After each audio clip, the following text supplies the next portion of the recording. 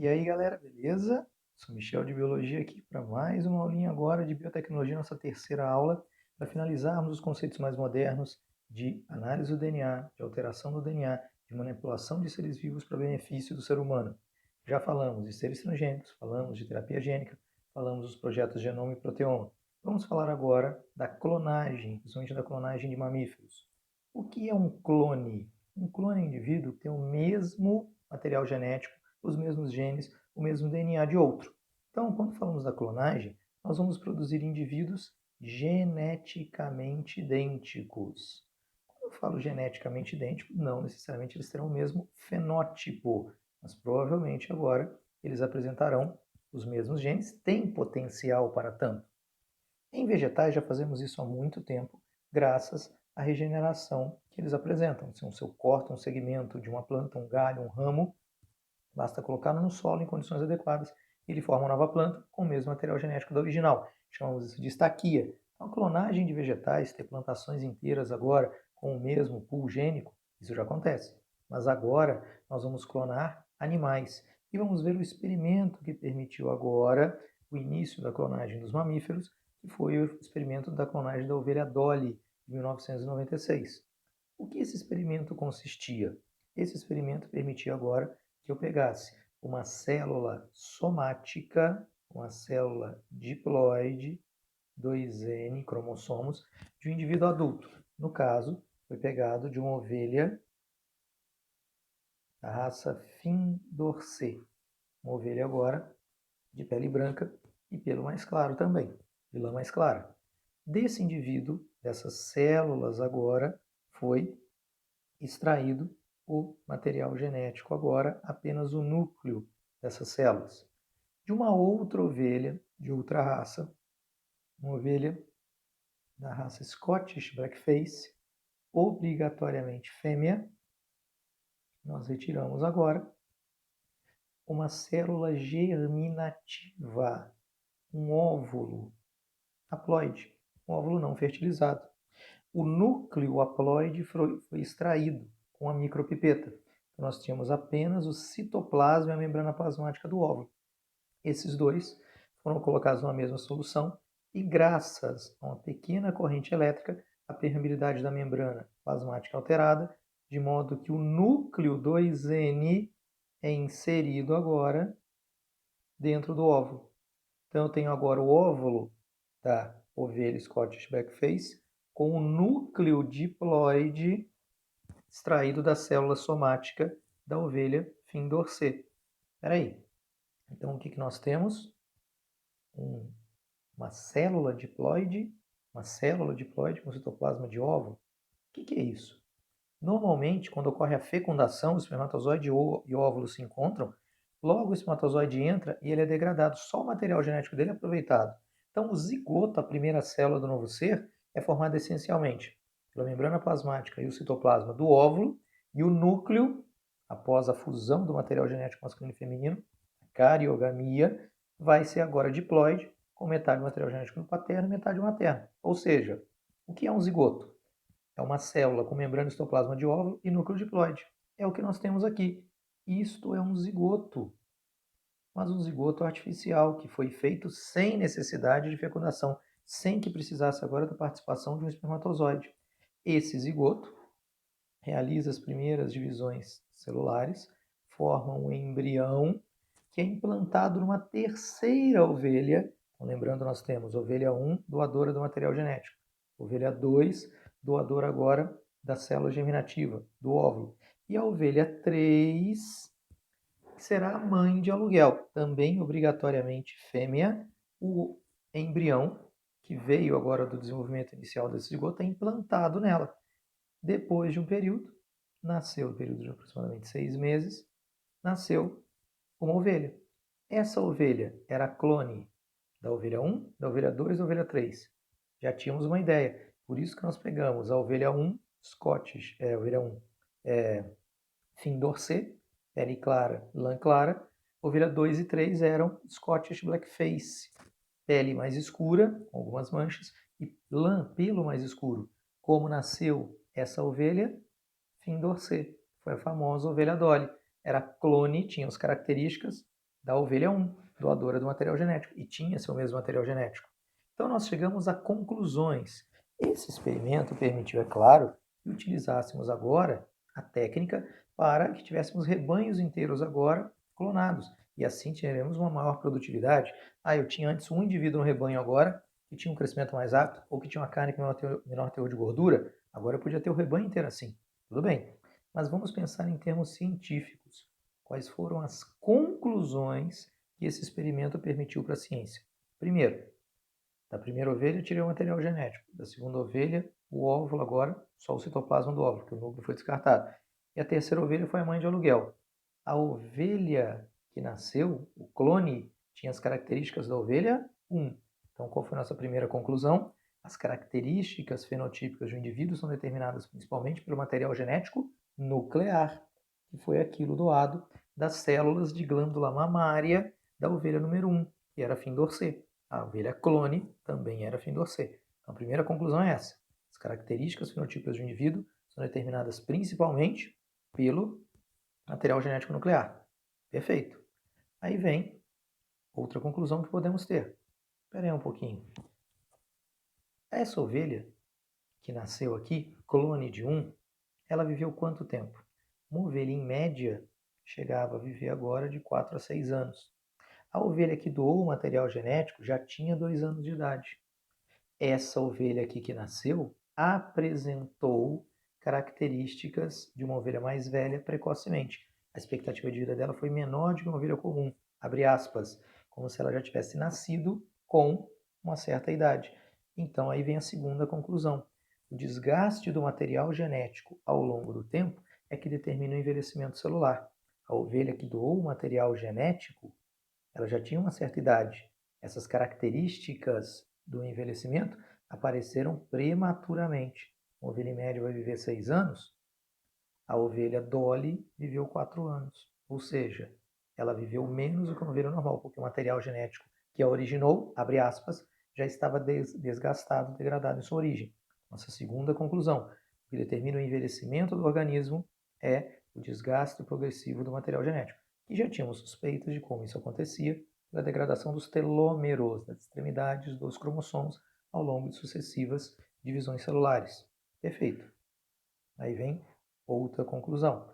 Ao analisarmos aqui todo o experimento e aquilo que foi produzido, podemos agora questionar o seguinte: espera aí, se eu fizer um clone agora, ele terá as características básicas, mas ele será 100% igual? Não. Devemos lembrar que um fenótipo depende do genótipo, do DNA, mas também tem influência ambiental. Para uma ovelha, que é um animal irracional criado em cativeiro, como a ovelha Dolly vai receber praticamente o que a ovelha original tinha, mesmo ambiente, alimentação, tudo certinho, ela era praticamente igual em termos fenotípicos. Mas é claro que existiam mínimas diferenças, como essa do envelhecimento. A gente não pode achar que, fazendo um clone, eu vou trazer o indivíduo de volta. Não. Eu vou ter exatamente, não, pequenas diferenças podem aparecer. Mas quando pensamos agora em produtividade, em um animal agora que vamos extrair a carne, extrair o couro agora, isso não será um problema. Nós já teremos agora o clone, provavelmente, com características idênticas àquele original do qual o DNA foi extraído. Tudo bem? Outra coisa que se pensava, será que todas as células do nosso corpo, células somáticas, têm todos os genes ou apenas os genes que interessam? Então, por exemplo, aqui nós pegamos células de glândula mamária da ovelha 1 para extrair o material genético. Células de glândula mamária especializadas na produção do leite. Tinha-se a dúvida, será que essas células só têm os genes para a produção do leite ou apresentam todos, mas só funcionam aqueles da produção do leite? Esse experimento provou que quando esse material genético foi inserido num óvulo nucleado, formou um zigoto, formou um embrião, deu origem a um indivíduo pleno. Ou seja, a célula de glândula mamária, o núcleo extraído da glândula mamária, tinha todos os genes, porque esse material genético deu origem a uma ovelha inteira. Então chegamos à conclusão que todas as células somáticas têm os mesmos genes. O que muda de uma célula para outra? A expressão gênica. Então, se eu pegar um neurônio e uma célula da mucosa gástrica de um mesmo indivíduo, tem exatamente a mesma quantidade de DNA, mas a expressão é diferente. Os dois têm o gene, por exemplo, para produzir pepsinogênio, mas ele só funciona lá na mucosa gástrica. Ele não vai funcionar no neurônio. Gene para impulso nervoso, existem nas duas células, mas ele funciona no neurônio. Não estará funcionando, não estará ativo agora na célula de mucosa gástrica. Tudo bem? Essas são as conclusões básicas que podemos ter do experimento da clonagem em mamíferos, que hoje é amplamente utilizado na pecuária e em outros aspectos agora de biotecnologia. Nós temos também uma outra técnica muito famosa, muito usada para investigação forense, que é a técnica do DNA fingerprinting. Fingerprinting, em inglês, impressão digital. Nós usamos a técnica de impressão digital para identificar pessoas com precisão. Aqui nós vamos identificar indivíduos que estiveram em cenas de crime, casos de paternidade duvidosa, por sequências de DNA altamente repetitivas, específicas de cada pessoa, quanto ao padrão em que se organizam. Ah, Michel, mas espera aí, esse padrão vai ser único? Sim, cada pessoa terá um padrão independente. E isso foi usado inicialmente para fins forenses, para fins de criminalista. Caso famosíssimo, já foi amplamente discutido, tem vários documentários sobre ele na Netflix, na internet, foi o caso O.J. Simpson, onde ele foi acusado de matar sua esposa e, supostamente agora, o amante, o amigo, aí é outra discussão. Mas o que aconteceu? Tinha-se todas as provas de que O.J. Simpson, se não tinha feito o crime com as próprias mãos, havia pelo menos contratado alguém para tanto. Porém, essa técnica do DNA fingerprinting tinha acabado de ser desenvolvida e os promotores públicos que estavam acusando quiseram usar, pois havia sangue na cena do crime, onde os corpos de sua esposa Nicole Brown e de Ronald Golden foram encontrados, e eles acreditavam que esse sangue era do O.J. Simpson. Então pegaram esse sangue da cena do crime e fizeram a técnica de DNA fingerprinting com ele, para comparar com o dele. Se houvesse uma equivalência, como a gente fala, deu match, era porque ele esteve na cena do crime. Só que, como era a primeira vez que essa técnica estava sendo utilizada, e aí eles não sabiam muito bem como argumentar ainda, o sangue da cena do crime não bateu no DNA com o sangue de O.J. Simpson. E por causa disso ele já estava quase condenado. Houve uma reviravolta no caso e ele foi inocentado. Então, só para vocês terem uma ideia, aqui a gente mostra como funciona isso. Então, aqui à direita, o que aconteceu? Célula extraída da cena do crime. E aí, pegadinha de vestibular. Qual célula do sangue a gente usa para essa extração? Nós usamos glóbulos brancos, leucócitos. Lembrem-se que hemácia mamífero não tem núcleo, então não tem DNA para usar. E plaqueta é só fragmento de membrana, é fragmento de célula. A plaqueta não vai ter núcleo. Então, tem que pegar de leucócito.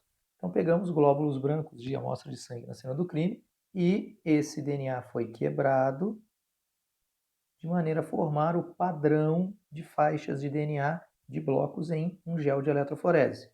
Então aqui está o padrão, separado por densidade agora, em quantidade de quilobases, do DNA desconhecido da cena do crime. Pegamos uma célula do O.J. Simpson, uma amostra de sangue, um leucócito, e vamos comparar, vamos quebrar do mesmo jeito, com as mesmas enzimas, e vamos comparar o padrão. Se O.J. Simpson tivesse agora na cena do crime, teriam que ser o mesmo padrão, porque seriam células do mesmo indivíduo. Alguns padrões podem ser equivalentes, porque afinal de contas, na população, algumas pessoas têm os mesmos genes, mas existiam padrões que não batiam. Ou seja, essa amostra de sangue, que não era das vítimas, já tinha sido comprovado, também não era de O.J. Simpson. Então, com esse uso, infelizmente inadequado, ele acabou sendo inocentado, depois ele foi condenado por crimes e tal, e segue. Mas hoje a gente usa isso para identificar assassinos, para identificar estupradores. Você pode fazer isso a partir do espermatozoide que foi deixado agora no interior da vagina ou do ânus da pessoa estuprada. Então, nós podemos dizer agora que isso permite a identificação precisa do criminoso, em casos também de paternidade duvidosa. Aqui à esquerda, nós temos um esquema, onde nós mostramos que o DNA é cortado, separando o padrão de blocos por quilobases, os blocos de DNA, e cada indivíduo tem o seu padrão de blocos. Lembrando que o DNA do pai e da mãe vão formar o do filho, metade do pai e metade da mãe. Então, as faixas, o padrão de faixas que o indivíduo tem, metade veio do seu pai, metade veio da mãe.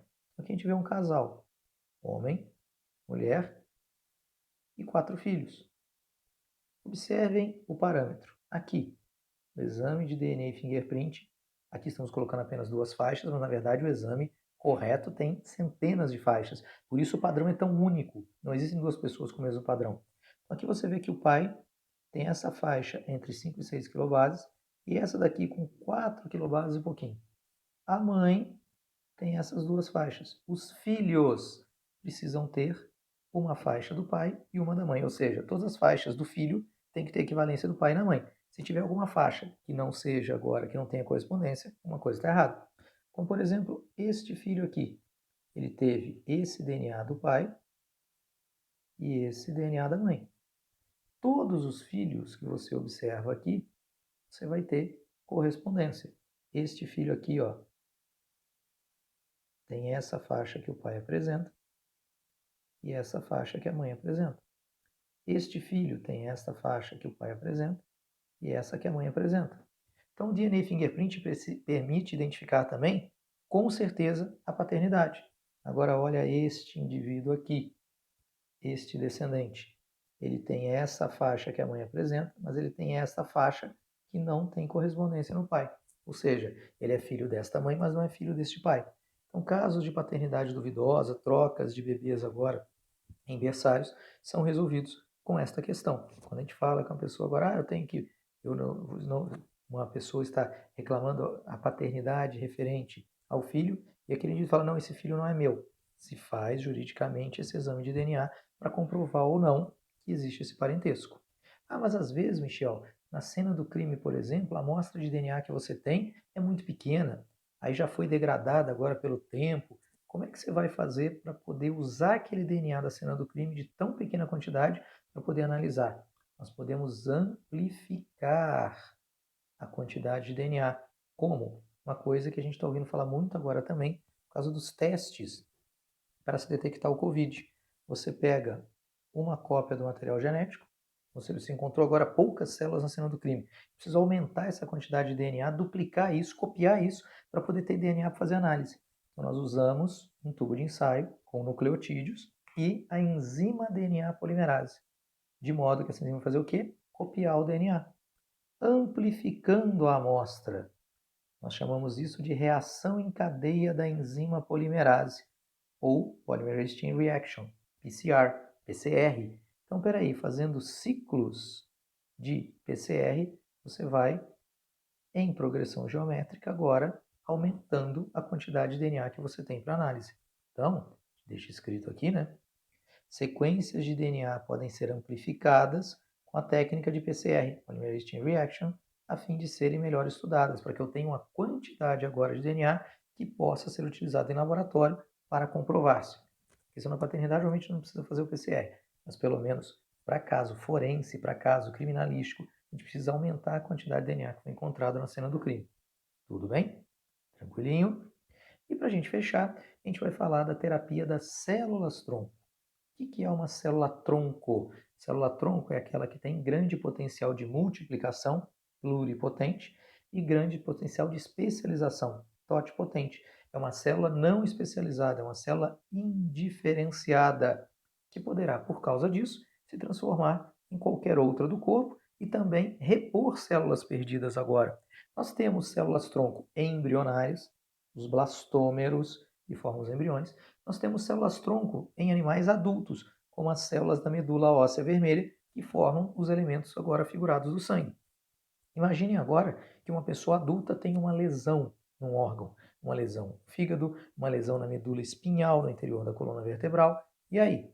Eu poderia regenerar essas lesões com essas células-tronco, simplesmente por colocar essas células indiferenciadas do lado de um tecido especializado, como as células do fígado, os hepatócitos, ou os neurônios da medula espinhal, essas células-tronco formariam novas células daquele órgão lesado, consequentemente regenerando adequadamente e garantindo qualidade de vida para as pessoas. Falamos muito das células-tronco embrionárias, que podem ser de um embrião propriamente dito, ou também da placenta, do cordão umbilical. Então nós pegamos blastômeros agora do embrião, células pluripotentes e totipotentes, e a partir delas podemos regenerar neurônios, células musculares, elementos figurados do sangue. Perfeito! Então, só com a célula embrionária? Não. Posso pegar também células-tronco de adultos. Nós já conseguimos fazer a partir de células da medula óssea vermelha, que estão continuamente produzindo os elementos do sangue, nós podemos produzir também células musculares, células agora de revestimento epitelial para caso de queimadura, células hepáticas. Então existem células-tronco embrionárias, células-tronco adultas. As células-tronco embrionárias têm um potencial de multiplicação, pluripotência, de especialização totipotência maior do que as células embrionárias de um adulto. Mas existe aquela questão ética, onde até algum tempo atrás houve até uma discussão na justiça sobre o uso das células-tronco embrionárias, porque quando extraímos as células-tronco do embrião, o embrião é destruído. Então estaríamos matando um ser vivo? Não. Segundo a análise jurídica, não estamos. Por que não? Porque não vamos extrair embriões de gestações. Quando se faz reprodução medicamente assistida, RMA, em vez de proveta, você coleta o espermatozoide do pai e o óvulo da mãe, forma o zigoto, forma o embrião e congela. Você usa alguns para o tratamento, mas não todos. Os embriões ficam congelados por alguns anos. Depois de alguns anos, se os pais não quiserem mais ter filhos, esses embriões são descartados. Esses embriões que já seriam descartados, que não iriam mesmo formar agora novos seres, esses embriões estão sendo doados para pesquisa científica para tentar ajudar pessoas agora que têm problemas de cirrose extrema, problemas de lesão na medula espinhal e que poderiam ter células regeneradas com implantação, com células. Então, vamos pensar, esses embriões já estão sendo descartados mesmo. Por décadas isso aconteceu, agora ao invés de descartar, nós vamos utilizar para tentar melhorar a qualidade de vida das pessoas. Isso é usar a biotecnologia para o bem, para trazer agora qualidade de vida às pessoas que precisam. E hoje, já temos uma nova perspectiva que nem precisaríamos usar embriões. Lembram da técnica da clonagem, que falamos agora há pouco? Vamos supor que eu tenho uma pessoa agora que está lá no hospital com uma lesão na medula espinhal. Aí eu precisaria regenerar esses neurônios perdidos no interior da coluna. O que a gente faz? Pega um óvulo humano e extrai o núcleo. Aí eu pego o meu paciente e extraio o núcleo diploide de uma célula do corpo dele. Esse núcleo diploide é colocado no óvulo humano anucleado. O que eu tenho? Um zigoto de um clone do meu paciente. Mas não vai formar um novo ser.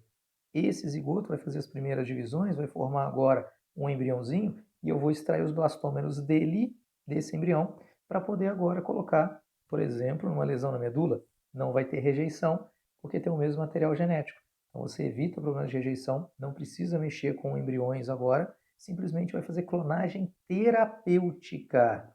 Não vamos fazer clonagem para formar outro ser humano para extrair órgão. Não, isso é ficção científica, não precisamos disso. Vamos clonar tecidos agora, simplesmente, através de células tronco embrionárias feitas a partir de um clone do próprio paciente. Ou seja, não é um novo ser vivo, são células, na verdade, do próprio paciente que não estão especializadas e que serão usadas para regenerar a sua lesão. Uma perspectiva que nós teríamos, por exemplo, pessoas que têm infarto do miocárdio e as células musculares morrem. O que a gente pode fazer? Pegar as células-tronco adultas do próprio indivíduo e com um catéter inserir direto no local da lesão. Essas células-tronco agora, por serem colocadas junto ao músculo cardíaco, vão formar novas células musculares. Também não haverá rejeição, porque estou usando células do próprio indivíduo. Essas células têm um potencial menor de regeneração do que célula embrionária, mas podem fazer também a regeneração agora de músculos, por exemplo. Isso já foi feito, isso pode ajudar pessoas que têm um problema cardíaco e aí não teriam agora que ficar numa fila para transplante, teriam que fazer agora uma cirurgia mais arriscada. Você regenera as células musculares que morreram por causa do infarto e o coração da pessoa pode voltar a bater normalmente. Então, a terapia das células-tronco tem perspectivas muito boas também para a medicina, para trazer qualidade de vida novamente para as pessoas. Tudo bem, galerinha? Espero que tenha sido claro para todos. Obrigado pela atenção, aquele abraço e até mais.